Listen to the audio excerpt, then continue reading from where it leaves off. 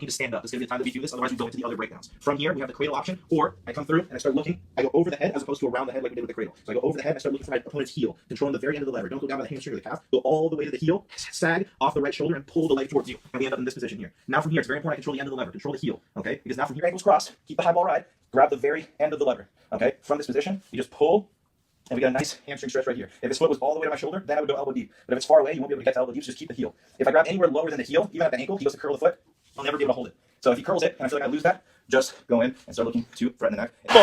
This is a bad position for him, but he manages to get him high on his shoulders. Fantastic job by Cody. Once I get to this position, I take my elbow right to my opponent's elbow. So my forearm comes in all the way behind, and I want to think about opening my elbow so that his elbow rotates externally, and again, we get that desired effect of kicking our opponent's leg or arm out from underneath him. Okay, so we come through, we go elbow to elbow, I flare the elbow, and I take it straight forward in the direction that the fingers point.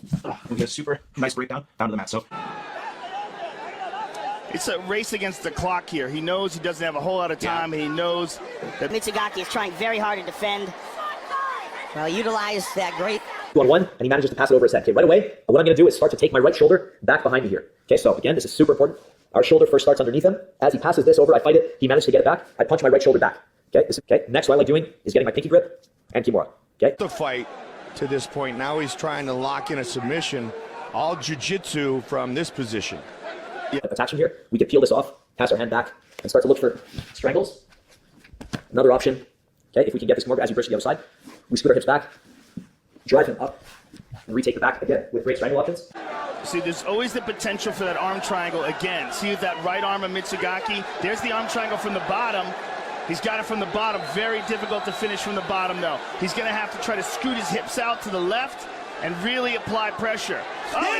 He's looking to create separation of his chest, or his back off of my chest, and now from here it's a race for me to go in and try to get chest to back connection as he goes into multiple rolls and ultimately tries to cut his elbow back and get chest to chest. So in the event that I feel that he's starting to go into a turn, what I often do in these situations is look to as best as I can, slow down his turn. So keep my elbow pulled back, okay? And from here, like any kagegatame, I want to look to try to get my left arm as deep as possible. So as he starts to turn into me, we get to this position here where I shoot my left arm through, and I initially could start holding my opponent in here. Now we go to lock a figure 4. This is a 2-stage method. Sometimes you can go straight to the figure 4 if your arms are long enough, but from here I want to think about driving my hips into my opponent and stretching him out to prevent him turning. So as he goes to try to turn, I drive my hips into my opponent and I slow him down here at the shoulder. Okay, so we have a slight disconnect of chest to back, but I was able to slow his turn. Now once I get to about here, it's all about me. My left arm is deep enough so that my forearm is across the carotid artery, and I just punch my left elbow forward, and then we lock up the figure 4. We get our head to our opponent's head, and from here, just like any kagegatame, we want to hit the rotational finish, where I rotate in the direction of my strangle arm, and we get a very tight strangle with the kagegatame. So it's still